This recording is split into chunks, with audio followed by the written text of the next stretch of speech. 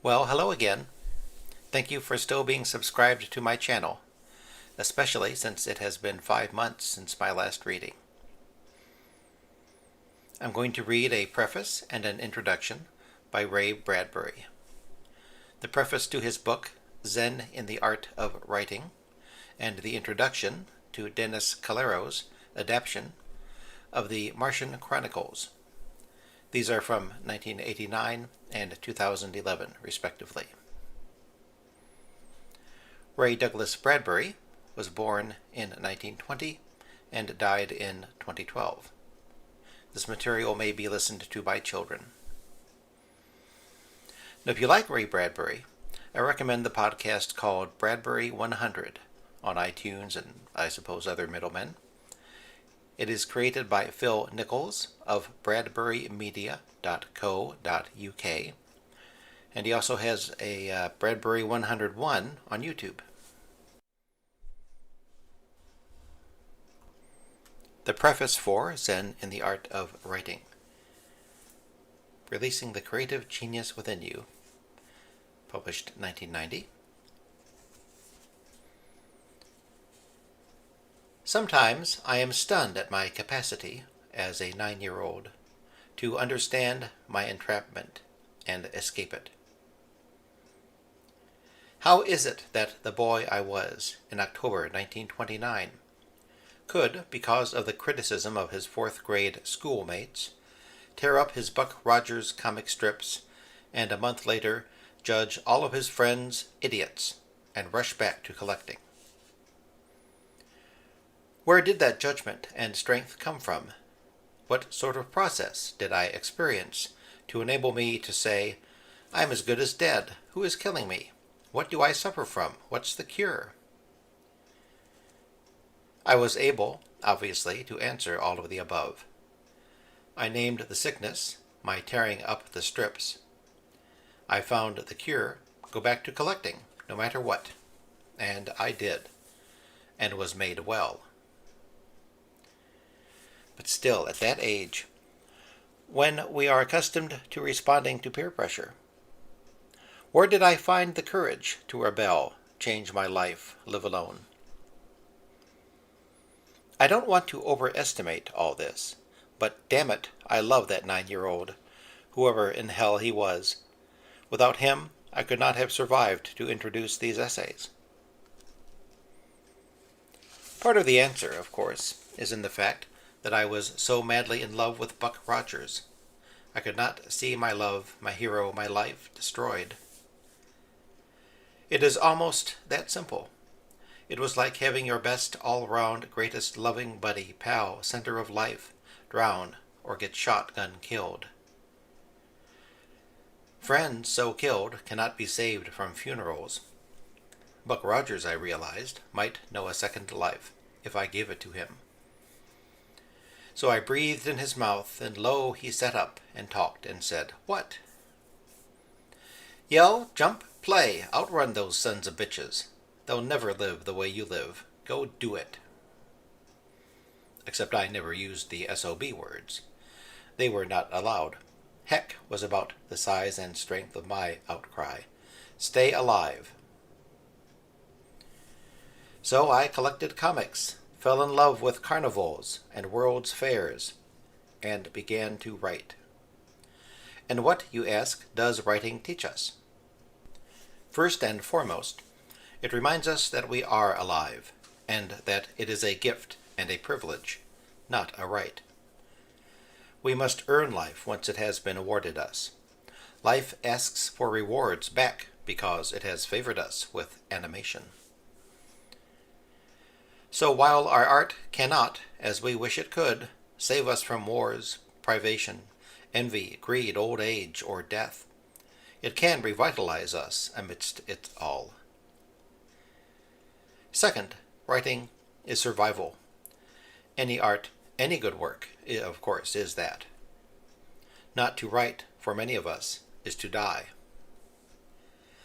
We must take arms each and every day, perhaps knowing that the battle cannot be entirely won, but fight we must, if only a gentle bout.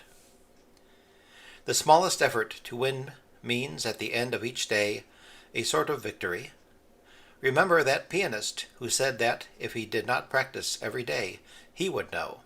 If he did not practice for 2 days, the critics would know. After 3 days, his audiences would know. A variation of this is true for writers. Not that your style, whatever that is, would melt out of shape in those few days, but what would happen is that the world would catch up with and try to sicken you.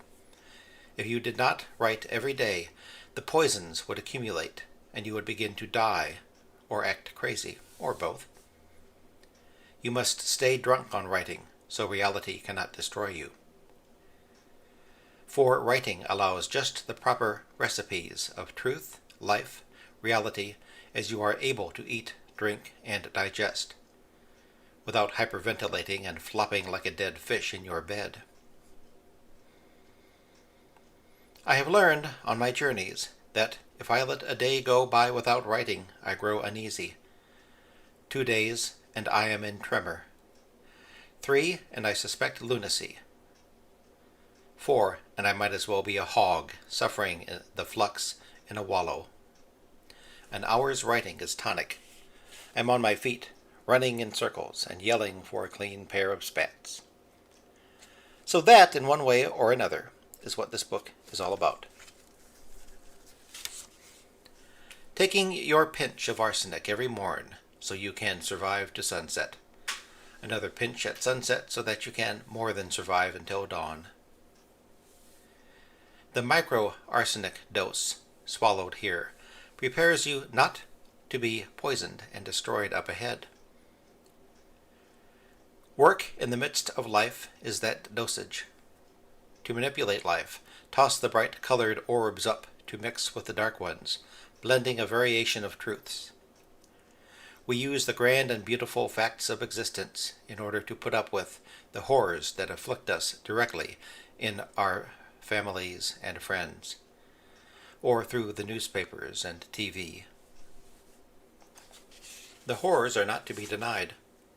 Who amongst us has not had a cancer-dead friend? Which family exists where some relative has not been killed or maimed by the automobile? I know of none. In my own circle, an aunt and uncle and a cousin, as well as 6 friends, have been destroyed by the car. The list is endless and crushing if we do not creatively oppose it. Which means writing as cure. Not completely, of course. You never get over your parents in the hospital or your best love in the grave. I won't use the word therapy. It's too clean, too sterile a word. I only say when death slows others, you must leap to set up your diving board and dive headfirst into your typewriter. The poets and artists of other years long past knew all and everything I have said here, or put in the following essays. Aristotle said it for the ages. Have you listened to him lately? These essays were written at various times over a 30-year period to express special discoveries, to serve special needs, but they all echo the same truths of explosive self-revelation and continuous astonishment at what your deep well contains if you just haul off and shout down it. Even as I write this, a letter has come from a young, unknown writer who says he is going to live by my motto found in my Toynbee convector. Quote, "To gently lie and prove the lie true. Everything is finally a promise. What seems a lie is a ramshackle need wishing to be born." End quote. And now I have come up with a new simile to describe myself lately. It can be yours. Every morning I jump out of bed and step on a landmine. The landmine is me. After the explosion, I spend the rest of the day putting the pieces together. Now it's your turn. Jump.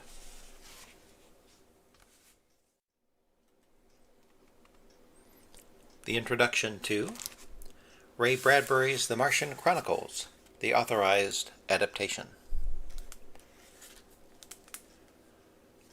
When I was 6 years old, I lived on a street in Tucson, Arizona, Lowell Avenue. When I had been there for a few months, I discovered that it had been named for Percival Lowell, who was the photographer of Mars. I saw photographs that he made of the planet and was intrigued by the fact that I lived on the street named for him. When I was 10 years old, I began to read the books of Edgar Rice Burroughs. I fell in love with John Carter, Warlord of Mars, and Thuvia, Maid of Mars, and everything else that had to do with the planet Mars. I took the advice of John Carter when I was 12 years old. He said, "Go out on the lawn at night and look up at the red planet in the sky and say, 'Mars, take me home.'"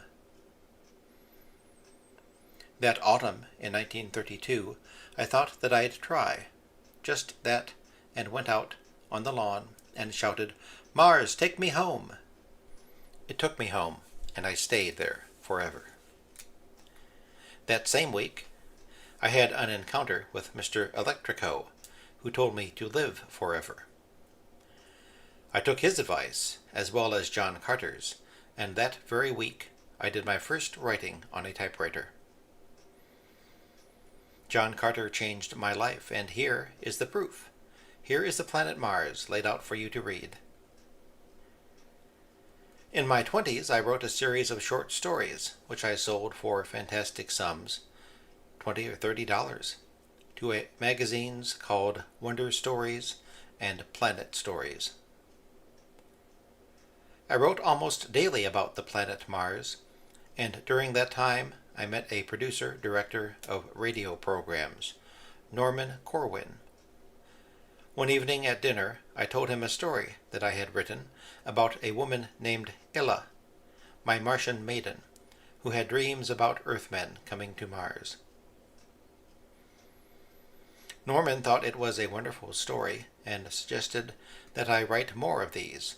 So over the next few years I wrote over a dozen Martian stories, little realizing that I was writing a novel. At the same time, I read The Grapes of Wrath by John Steinbeck. Steinbeck was teaching me how to write not only ordinary chapters, but prose poems. During that time, my wife, Maggie, got pregnant. Having little money, I decided to try and get to New York to see if I could sell my stories. I met many editors on that trip, but none of them wanted anything to do with me because I was a short story writer and not a novelist. On my last night in New York, I had dinner with Walter Bradbury, no relation, of Doubleday, and he said to me, "Ray, I think you're a writer. You've written a novel, but you don't know it." I said, "What have I done?"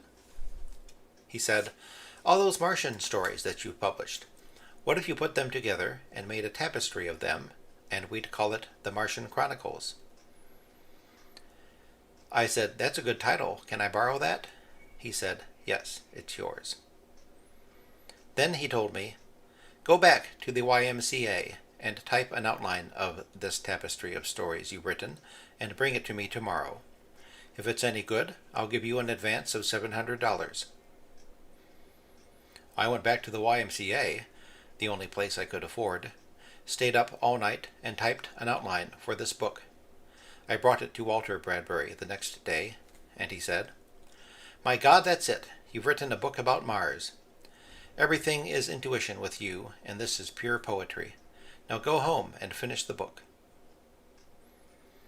I went back to my pregnant wife in Venice, California, and over the next several months I filled in all the corners and crevices of this book about Mars, and finally sent it to Doubleday, who published it in the spring of 1950. There were no reviews of that book. Nobody really cared that I wrote books, especially about Mars. But one day I went to a bookstore and bumped into Christopher Isherwood, the English author, and gave him a copy of my book. His face fell, and I could see that he didn't want to read the darned thing. But 3 days later he called me and said, "Ray, do you know what you've done?" I said, "What?" He said, "You've written an extraordinary book about Mars, and I'm going to review it for Tomorrow Magazine." He did that review, which was wonderful, and then called and said, "Aldous Huxley wants to meet you for tea." I told him, "I'll go to see Mr. Huxley. I won't have tea, but I'll talk with him." When I got to Mr. Huxley's house, he said to me, "Mr. Bradbury, do you know what you are?" I said, "What am I?" "You are a poet," he said. "You are a poet. You have written a book of poetry about Mars. It's more than just fiction. It's more than just words. It's magical words. You've made Mars a real place, and we're all going to travel there, and we're not going to come back, all because of you. You got there first. We're the first Martian. Thank you for that book." So, here it all is. My living on Lowell Avenue when I was 6. My falling in love with John Carter and Mars when I was 12. And meeting all these other wonderful people in my 20s, and writing these stories. Here they all are, in what appears to be a novel. I invite you to come to Mars with me, and stay forever.